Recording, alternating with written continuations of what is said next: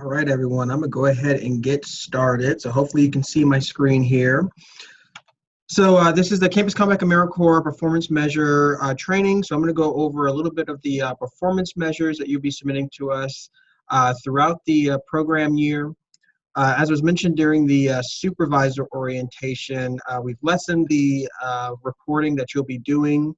So that makes sense to some of the returning supervisors. For the new supervisors, have kind of a layout of all the different reporting times, and that will happen at the very end of the performance measure portion of this. So we're gonna go over performance measures right now, and then afterwards, I'm gonna talk a little bit more about the position descriptions and just giving you some resources for that, talk a little bit about the different categories, different sections of that, and then give you a sneak peek of where we're putting all of those different resources. So in the past, we had a separate website that we had that kind of dumped all the different materials for the position descriptions on there, but we now are going to be using our main website as a way to get all of those resources to you. But before we go into that, just talk about the performance measures here. So I'm going to talk a little bit about the theory of change, and then we're going to go through all the different measures that we're going to have here. So the national performance measure, our volunteer measure, capacity, beneficiary, Cert, member measure. So we're going to go through all of that just so you're aware of everything that we're going to be reporting to Volunteer Iowa and what we're going to be asking from you.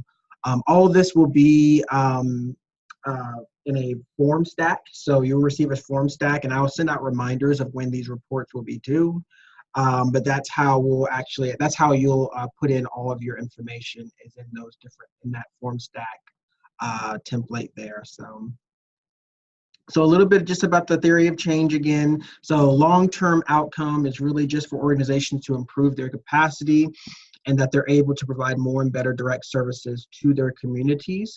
And then beneficiaries receive more and better services. So that's really our long-term goal for everything that we're doing with this Campus Compact AmeriCorps program. There's two different tracks, as you can see there, for the inputs, starting with the inputs there. So all of our campus-based positions, they're really going to be focused on that civic action plan. So really improving and making progress towards that civic action plan that you may be developing or that you already have that you're trying to implement on your campus. So really what we're tracking is just the number of campuses that are really completing and improving upon their civic action plans. And they're really going to be focused around program development and volunteer coordination. The community-based positions are really all about capacity building. So really developing, enhancing, creating new things for organizations so that they're better be able to provide those better and more direct services to the communities and to their beneficiaries at large. So really trying to get the number of organizations, how much capacity is being built there. And then we're really going to have you focus on 4 different areas there. So community engagement, program development, organizational development, and volunteer coordination. So I'll kind of walk you through all of those and kind of talk about each one of those just so you have a sense of kind of what those measures really mean. But this is, again, the theory of change, so you can kind of see what our big picture is for everything that we're going to be doing with the program.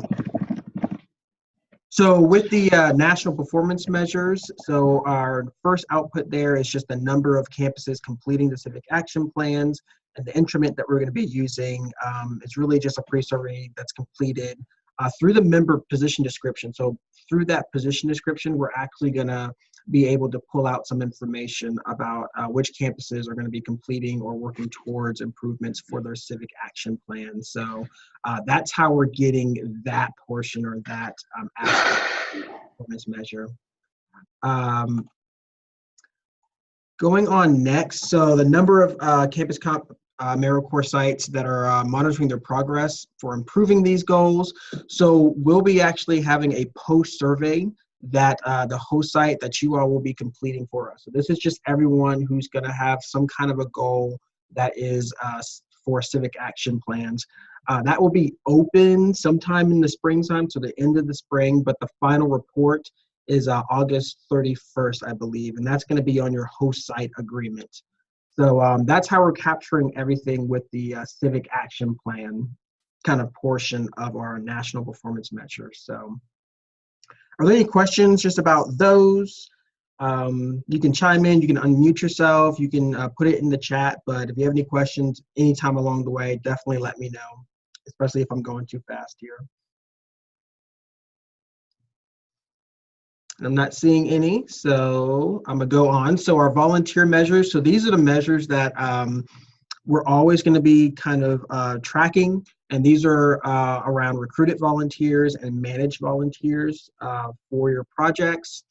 And both of those are separated into two different categories. So there's episodic and ongoing. So these are something that we're always going to be tracking and keeping data on kind of throughout our project. And the very last one there is just hours served by recruited and managed volunteers. So one of the questions we get all the time once we send out the first report and you're looking through these is really defining what a recruited volunteer is, what a managed volunteer is, and then what an episodic versus ongoing volunteer is. So here are the definitions. These definitions will be on the form stack that you received as you're putting in your data. So recruited volunteer is any person enlisted or enrolled as a direct result of an intentional effort to recruit them. So if the AmeriCorps member is as a result, enrolling them or enlisting them to do some kind of project, that is a recruited volunteer. So an example of that would be if your AmeriCorps member is tabling at your organization or at your university or at some kind of event, and they're recruiting volunteers to do some project or some kind of event. They're most likely going to have a piece of paper there. They're going to write down the person's name who wants to volunteer. So that sheet of paper that has all those volunteer names on it, that is your recruited volunteers. That's all a recruited volunteer is. It's not necessarily, they don't necessarily have to then show up. It's been very clear to us, made clear to us by Volunteer Iowa, that it's really just the members that have been recruited for a project. Once you get into managed volunteer, those are the volunteers that have been trained. The AmeriCorps member is directing, they're coordinating, they're supervising, they're giving them tasks to do. They're the ones who actually are showing up and doing the actual service for the project or the program that they're going to be a part of. So that's how to really see, that's a really good way to kind of see what a recruited and a managed volunteer is. And episodic and ongoing volunteers. So episodic is just someone who just sporadically volunteers for an event, maybe two separate events with a lot of time in between, not even that much time in between, but they're just kind of sporadically going from event to event. That's more of an episodic volunteer. Ongoing volunteer is someone who is providing uninterrupted service to one specific project or organization. So they're continually serving for an entire semester on one project or with one organization, and the AmeriCorps member is managing them or working with them or serving with them, then that would be an ongoing volunteer. So again, all of these definitions will be on that form stack as you're filling it out. We'll also give you some guidance that I'll bring up here in just a second that will show kind of all of these definitions as well. So our capacity building measures, so our main output here is just a number of organizations receiving capacity building report. So we'll pull that information from the member position description itself. So if we see that they're going to be at a service site, they're not having any type of civic action plan goal, or they're not going to be primarily at the university or the campus, then we'll pull that information from that position description and know that they're going to be working with some kind of outside organization.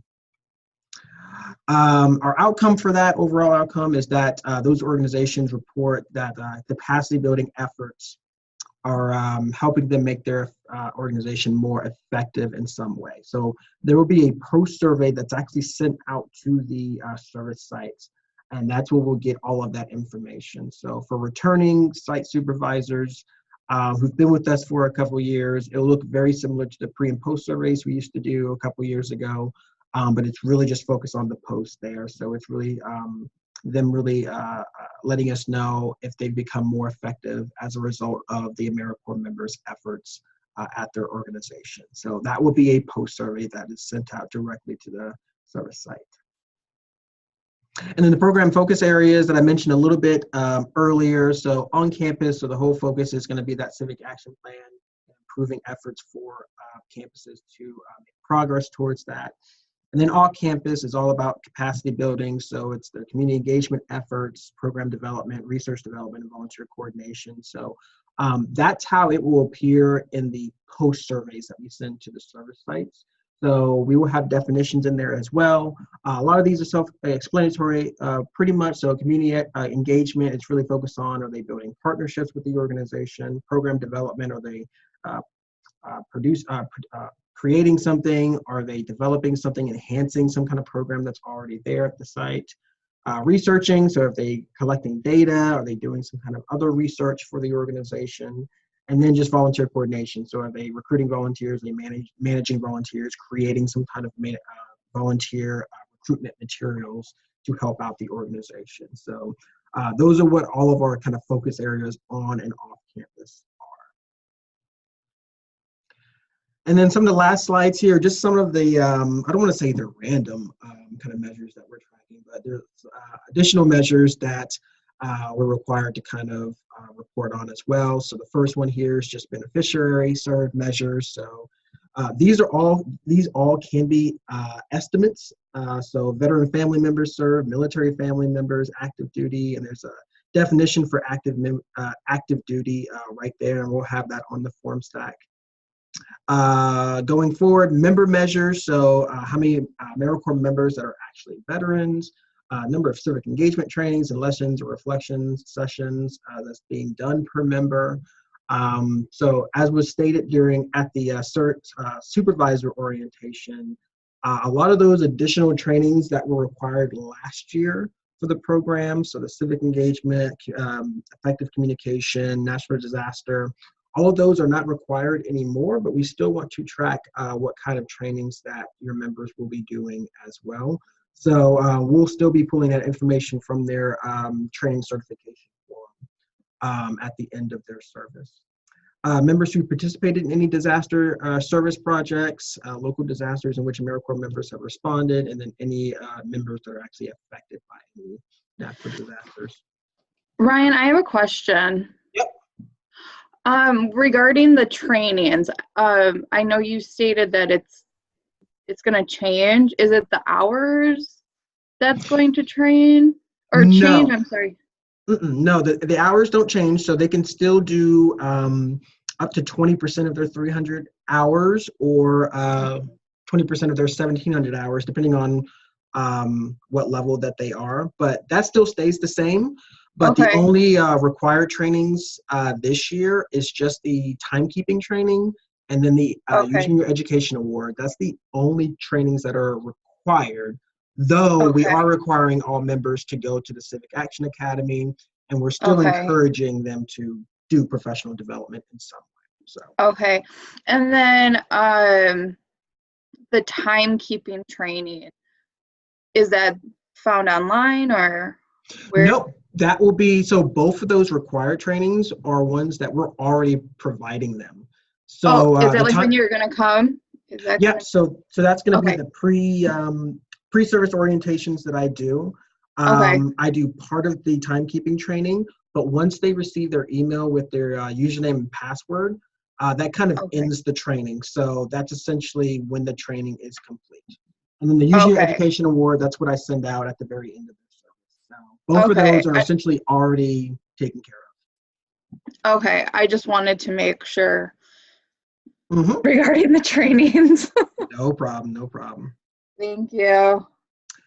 Other than that, local disaster. So yeah, that's all the member measures that we'll be tracking for this. And then the last kind of random, reporting that we're going to be looking for is just member experiences. So that will be done primarily through the narratives that we send out to the members. So on the next slide, it will show you again kind of all the dates that are coming up for all of these different reports. But member experiences, beneficiaries served, days of service events that they're a part of or they're coordinating, any kind of awards or accolades that they get during their term of service, we would love to know that. And then any other events or program projects that demonstrate kind of a deep impact of whatever you're trying to do on your campus with your AmeriCorps members. So that's kind of everything that we're looking for and that we're going to be reporting to Volunteer Iowa for this grant. So So last slide here is just a program deadline. So I showed this during the supervisor orientation on Wednesday as well. So this is in your host site agreement.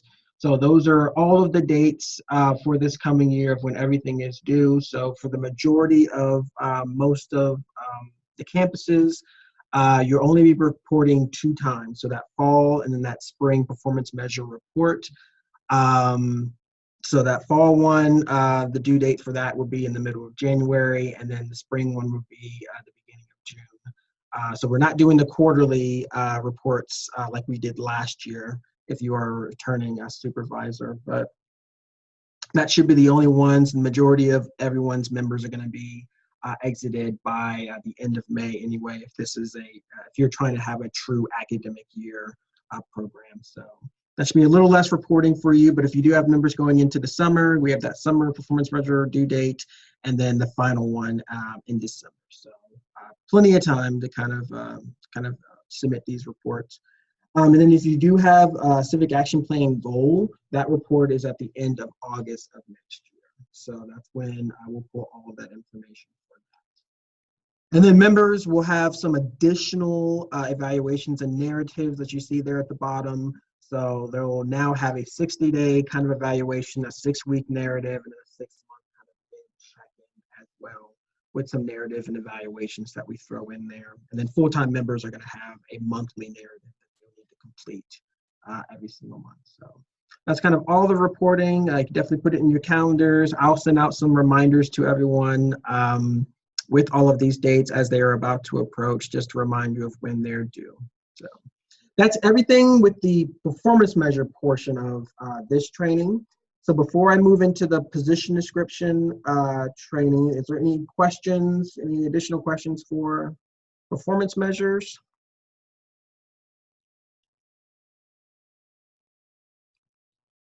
Not seeing any. So I'm going to move on now to the position description training here. So this information will be on our website as well, and I'll show you that at the very end, give you that sneak peek of what it's going to look like on our website. So we won't have anything on that Iowa Weebly site anymore if you're returning a supervisor. So if you go there now, it's going to have all the 2018 information still. So we're trying to transfer everything over to our main website. So we're building out something specifically for our AmeriCorps programs. So for the position description, it's going to look just like this. If you're returning, it looks very similar to what was last year. So the very first section there, service site information. So make sure to complete that as best as you can. Position purpose. So that's really important just to know a little bit more about the program that you have and then what the member will be doing at the organization or with your campus. So we definitely need that position purpose completely filled out. You have a civic action goal plan, just stating a little bit about what that goal is and how the member is going to affect that.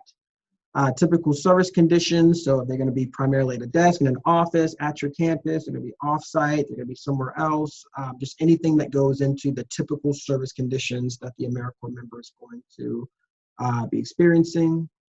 And then the very important part is that AmeriCorps task and activities section. So this is where you list all of the tasks and duties associated with the AmeriCorps member's service. So along with the other resources that we'll provide you, one of those resources is the guidance that kind of showcase everything that is kind of allowed and not allowed by AmeriCorps.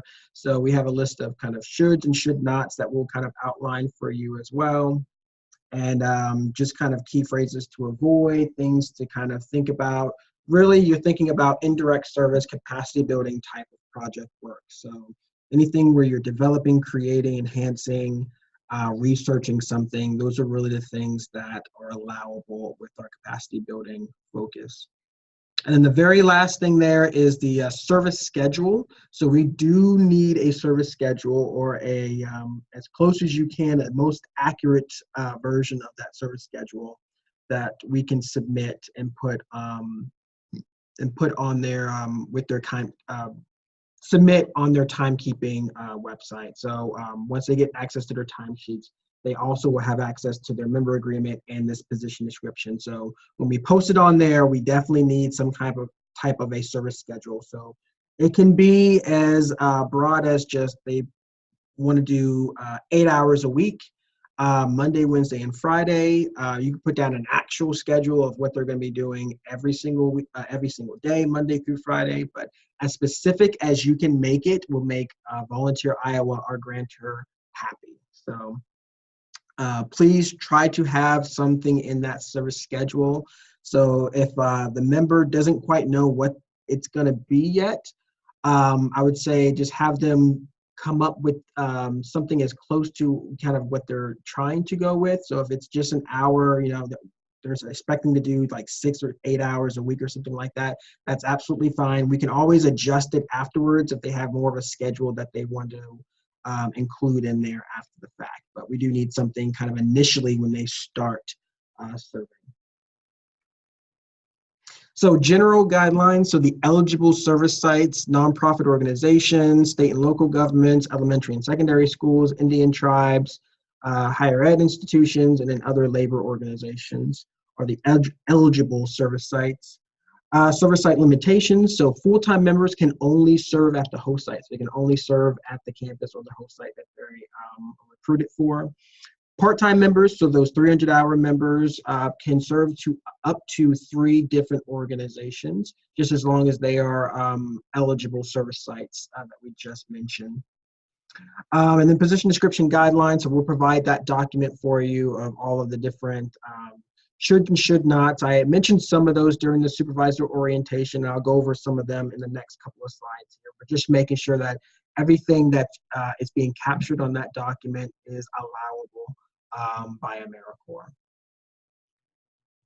So here are some of those appropriate service activities. So making sure that members are not duplicating or displacing any regular volunteer or employee at the organization. So they can't duplicate any efforts or displace anyone else that is there. Everything should be focused on capacity building. So it should be a lot of indirect service. That should be the primary purpose for the majority of their hours. So I think we'll talk here in the next slide about direct service. So they should not be focused necessarily on direct service. It should be more project-based capacity building type of efforts that they're doing. Connection to program outcomes, so just making sure it's connected to our overall theory of change that I kind of showed you guys at the very beginning of the performance measure training. So just make sure it's connected to those goals and those performance measures. And then administrative activities are not allowed. So any type of maintaining of files, answering phones, if that's primarily the only thing that they're doing at their site, it will most likely get flagged by Volunteer Iowa as something that is not allowed by AmeriCorps. So just making sure that it is project-based, they are developing something, they are creating something new, they are enhancing something. They're not just doing administrative work that is possibly supposed to be being done by somebody else. Or that really just ties back into that duplication of efforts, making sure that's not happening. And they're not just providing a regular volunteer or employee role and filling in that slot. So they're not necessarily just kind of free labor. They should be focusing on a project at the organization. Any questions kind of about any of those four? Don't see any. And then the last guidance here is just direct service, as I mentioned, is generally not allowed. So there are some times when it is absolutely allowed. So if they are training volunteers that they've recruited, the best way to train them is to just serve alongside them. So that's very much an instance where direct service would definitely be allowed, and they can count that towards their hours. If there's any type of emergency, natural disaster, something like that that happens, they can count those hours towards their efforts towards that. And then if there's any organization-wide events, days of service or anything like that, that everyone in the organization is doing, then that absolutely counts as service that they can count. Academic AmeriCorps members and academic requirements. So we do have AmeriCorps members who are kind of pairing this with some kind of academic program, practicums, academic requirements. For positions like that, we just have to make sure that the AmeriCorps service expectation, that the position is focused and defined by the AmeriCorps service expectations and not by the school or purposes. So they should be doing something that's definitely above and beyond what is called for them to do for their academic requirements. So just make sure they're doing a little more. So an example of that would be if for their internship or practicum, they have to do 200 hours of service. Well, this opportunity is a 300 hour. So those additional 100 hours kind of showcases that they're doing something above and beyond what their academic requirements are wanting them to do. If they are similar to our requirements, so like 300 hours for part-time, then an additional project on top of that will kind of suffice as something that is above and beyond what they're doing for their academic requirements. And then federal work studies, part-time members can receive federal work study for their service. Full-time members can also receive this. However, we are required to reduce the member's living allowance by the amount of the work study award. So if they are a full-time member receiving a living allowance from us, if they are a federal work study, we do have to reduce the amount of that living allowance based on whatever award they receive from work study. And then on-campus service sites are absolutely fine, especially if they're connected to your Civic Action Plan. So other departments, programs, Student Service Club, it's absolutely fine for them to do their service with them, just making sure it's connected to kind of our general theory of change and it's connected some way to your Civic Action Plan. So that is it with kind of the slides portion of this. I do want to show you where a lot of this information will live at on our website now. So this is not final as of yet. So if you go to what we do on our main page, and then you're going to go to Community Impact, you go to Campus Compact AmeriCorps. So again, we've changed the name for the program, so it's no longer ICAP, Iowa College AmeriCorps Program, it is Campus Compact AmeriCorps. And then here are all the resources. So there are going to be some resources specifically for AmeriCorps members that they can look at.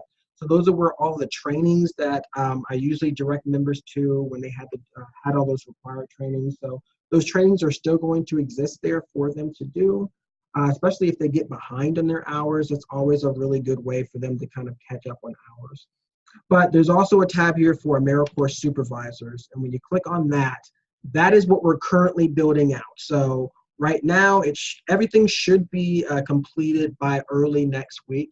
But this is where everything that we're transferring over from that Weebly site is going onto this page. So everything will be on here, all the different forms, policies, anything that's clickable is where we have forms already kind of uploaded.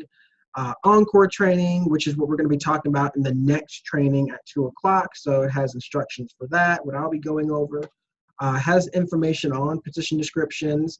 The templates will still be available. So the templates that I created last year will be available for you. So if you're a new supervisor, I do already have templates created that kind of focus on those 4 different areas that I talked about earlier. So I have a community engagement kind of template that have activities already pre-filled. Research one, I have one on communication, one on volunteer recruitment. So those templates are for you to look at. You can just copy and paste some of the activities that really fit what your member is going to be doing at your campus or at an organization. So please use those, but those will be available early next week. And then those guidelines are going to be available as well. So it's going to really outline everything that I talked about today. So, and then additional supervisor training. So we're also put all of those, all the trainings that we've done on Wednesday, and then what we're going to be doing today, we're going to put them here on the website and link those to the YouTube and provide the slides and everything for you. So this is just another place for you to look at. It's a lot nicer than the Weebly site, I think. You know, we have the different tabs. You can open each one, and it kind of shows the information that you actually need. So with that, I think that is all that I have, unless there's any other questions. And I'm not seeing any questions. So thank you guys so much. I'm going to stop the recording, but if you have any other questions, definitely reach out to me, shoot me an email, give me a call. I can definitely answer it for you. So thank you guys so much.